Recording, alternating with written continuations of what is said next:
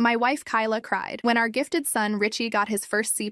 In a P chemistry said, he's throwing away everything we've worked for. She started with tutors and removed his PlayStation, but then I found him chained to his desk with a bike lock while she spoon-fed him protein paste between calculus problems. She'd installed a catheter so he wouldn't need bathroom breaks and been injecting him with stimulants to keep him awake for 73 hours straight. When I tried to stop her, she filed a restraining order and moved his desk to the basement. The night before she planned to take him to a boarding school in Romania, I saw the basement light flashing in Morse code, SOS. I should have known something was wrong when my wife Kyla cried over our son Richie's report card. Richie, who was gifted and had been reading at college level since 4th grade, had gotten his first C+, a P chemistry. He's giving up, she whispered, clutching the paper like a death certificate. He's throwing away everything we've worked for. I tried to reassure her. Kids slack off junior year. It happens. But Kyla couldn't let it go. She started simple. New tutors, weekend study sessions, removed his PlayStation temporarily. I actually supported this. Richie had been gaming until 3 a.m. most nights. When his grades improved to B's within a month, I thought we'd found the right balance. Kyla bought 3 more AP prep books. We're not settling for mediocrity, she said, reorganizing his study schedule. He thanked me, David. He said he needed the structure. The study schedule went from reasonable to rigid. 6 a.m. wake up, school, tutoring, homework until 11 p.m. Weekends meant practice tests. Kyla quit her job to support his education. She'd sit beside him during every study session, correcting his posture, monitoring his focus. Other parents at school started calling her super mom. The guidance counselor praised her dedication. More parents should be this involved, she said. I noticed Richie getting thinner, tired, but his grades were all A's now. Then came the surveillance. I installed study monitoring software, Kyla announced one night, showing me her laptop. She could see everything, his screen, his keystrokes, even his eye movements through the webcam. He was checking Instagram during calculus review. 30 seconds, David. That's 30 seconds of lost potential. She started timing his bathroom breaks, 5 minutes maximum. She removed his bedroom door to eliminate the temptation of privacy. I found Richie crying in the bathroom at 2 a.m. Dad, please, I can't do this anymore. Your mother just wants what's best. She counts my chews at dinner, says digestion takes energy away from brain function. I confronted Kyla. She showed me college acceptance statistics, scholarship requirements, articles about wasted genius. Her laptop had dozens of spreadsheets tracking Richie's performance metrics, time per problem, words per minute, comprehension percentages. He's operating at 73% capacity, she explained. If we can get him to 90%, he'll thank us when he's at Harvard. The first time I found Richie chained to his desk, I thought I was hallucinating. It was a bike lock around his ankle. Kyla stood behind him with a timer, spooning protein paste into his mouth between calculus problems. He kept getting up, she explained calmly, wasting time. This keeps him focused, and eating while working is efficient. Kyla, this is insane. Is it? His practice SAT went up 40 points. Richie looked at me with dead eyes. It's okay, Dad. I need to study. I threatened to call the police. Kyla showed me Richie's signed commitment contract. He'd agreed to necessary study support measures. She'd had it notarized. He wants this, David. Don't you want him to succeed? The lock became locks, plural, both ankles. Eventually his wrists too, with just enough slack to write. Kyla installed a catheter so he wouldn't need bathroom breaks. She'd blend his meals into efficient nutritional smoothies, fed through a straw while he worked. She moved his desk to the basement. Fewer distractions. I tried to intervene. She changed the locks on the house, filed a restraining order claiming I was sabotaging Richie's future. The judge saw a devoted mother and a father trying to let his son waste his potential. I started sleeping in my car outside the house, watching, waiting. Last week, I saw an ambulance at the house, broke down the door. Richie had collapsed. Dehydration, malnutrition, exhaustion. Kyla was screaming at the paramedics about his upcoming AP exams. He needs to study. You don't understand. He's going to lose everything. At the hospital, Richie weighed 92 pounds. He'd been awake for 73 hours straight. Kyla had been injecting him with some kind of stimulant she'd bought online, just to keep him alert, she explained to the doctors. He consented. Show them your contract, baby. Richie couldn't speak. Hadn't spoken in weeks, apparently. Just equations. He kept trying to solve problems on his hospital gown with his finger. Child Protective Services got involved. Kyla convinced them she was addressing his special needs, showed them his perfect grades, his signed contracts, testimonials from his online tutors about his remarkable progress. They gave her a warning about the chains, suggested less restrictive study aids. She bought padded restraints. See? I'm listening. They let her take him home. I'm not allowed within 500 feet, but I know what she's planning. I found her browser history at an internet cafe. She's researching boarding schools in countries with flexible educational approaches, places that will understand Richie's needs. She's typed searches like feeding tube academic performance and legal stimulants minors studying and surgically preventing sleep deprivation. Tomorrow, she's taking him for a college visit. I don't think they're coming back. I packed my laptop and drove to the public library. The restraining order meant I couldn't go near the house, but nothing stopped me from researching. My fingers shook as I typed boarding school names into the search bar. Switzerland, Romania, places with names I couldn't pronounce, places that advertised intensive academic programs and 24/7 supervision. The librarian walked past my table 3 times before stopping. She recognized me from the news coverage of the custody hearing. Her eyes softened, but she said nothing, just placed a cup of of coffee beside my notebook. I found the school Kyla had bookmarked most frequently. The website showed smiling students, but something felt wrong. The testimonials were too perfect, too similar. I dug deeper, searching forums and message boards. Found a thread from 2019, parents trying to get their kids back, stories about forced studying, punishment for academic resistance, students who came back unable to function without constant instruction. My phone buzzed. Unknown number. I answered carefully. A whisper came through. Mr. David, this is Vicky Torres, Richie's calculus teacher. My heart raced. Teachers weren't supposed to contact me. I can't talk long, she continued, but I saw Richie yesterday when your wife brought him to collect his assignments. He couldn't hold a pencil properly. His hands were shaking, and he kept asking me what the answer was before I'd even given him the problem. Where can we meet? I can't, but I left something in the library. 3rd floor, psychology section. Inside, child development and trauma. Page 247. The line went dead. I found the book. Inside was a folded paper. Catherine's handwriting filled the page with observations. Dates, times, specific incidents she'd witnessed. Richie falling asleep standing up during her class. Kyla forcing him to do push-ups in the hallway as punishment for mental laziness. The time Richie had begged Catherine for food because he'd only gotten 98% on a quiz and didn't deserve full rations. At the bottom, she'd written, I've reported this 3 times. Nothing happens. She has everyone convinced she's helping him. I photographed every page. Then I noticed something else tucked behind the note, a USB drive. Back at my laptop, I plugged it in. Security footage from the school. Multiple clips. Richie stumbling through hallways, sitting alone at lunch, not eating, just staring at flashcards. In one video, he was in the bathroom, splashing water on his face. He looked directly at the camera, mouthed 2 words, help me. My chest tightened. Tomorrow's college visit was in less than 18 hours. I called my brother Tanner in Seattle. He picked up on the first ring. I need you to come here, I said. Now. David, what's going on? You sound, just come. Bring your medical bag. Tanner was a pediatrician, one of the few people who'd believed me during the custody hearing, but even he'd been shocked when the judge sided with Kyla. I'll catch the red eye, he said. Next, I called Child Protective Services. Again, the caseworker sounded tired. Mr. Thompson, we've been through this. Your wife is providing educational support. The restraints have been modified per our recommendations. Richie's grades show improvement. He weighs 92 pounds. According to our last visit, he's gaining weight under the nutritional plan she submitted, unless you have new evidence of immediate danger. I hung up. They'd been to the house once since the hospital visit. Kyla had prepared for days, hidden the worst of it, coached Richie on what to say, or maybe he couldn't say anything else anymore. I drove past the house, staying just outside the 500-foot limit. The basement light was on, had been on for 3 days straight. I wondered if she ever let him sleep anymore. My phone rang. Kyla's sister, Pearl. David, I'm worried about Kyla. She called me last night talking about some school in Eastern Europe. Said American education was too soft for Richie's potential. Can you talk to her? Make her see? I tried visiting yesterday. She wouldn't let me in. Said I might contaminate the study environment. David, she's not well. This isn't about Richie anymore. Maybe it never was. The flight's tomorrow morning. If they get on that plane, I know someone at the airline. Let me see what I can do. I spent the night in my car, parked at the legal distance, watching the house through binoculars. At 3 a.m., I saw movement in the basement window. A shadow, then another. Was someone else down there with them? At 4 a.m., an unfamiliar car pulled up. A woman got out carrying medical supplies. She went inside, stayed for an hour, left with an envelope that looked thick with cash. I wonder what's really driving Kyla here. The way she quit her job to monitor every second of Richie's studying makes me curious about what she's actually trying to control. I followed her to a 24-hour diner, waited until she was seated, sat down across from her. She looked up, startled. I don't know you. You were just at my house, with my son. Her face went pale. I should go. Please, just tell me what she hired you to do. The woman fidgeted with her coffee cup. I'm a nursing student. She found me on a tutoring site, said she needed help with medical support for her son's education. What kind of medical support? For nutrients, stimulants. She said he had a learning disability that required intensive intervention. You saw him. Does he look like he has a learning disability? Tears formed in her eyes. He looks like he's dying, but she had paperwork, diagnosis forms, prescriptions from some online doctor, said it was all legal. It's not. None of this is legal. I know. I knew when I saw him. That's why I diluted everything, gave him saline instead of what she wanted. She'll figure it out soon. Will you testify? Tell CPS what you saw? She shook her head. I can't. I need this degree. I have kids of my own. But she pulled out her phone. I recorded some of it for my own protection. She was very specific about doses, talked about keeping him optimally functional for the flight tomorrow. She sent me the files. Audio recordings of Kyla discussing dosages, timing, how to maintain cognitive performance during transport. In one recording, you could hear Richie in the background, reciting formulas in a monotone voice. There's something else, the nursing student said. She asked me about sedatives for the plane.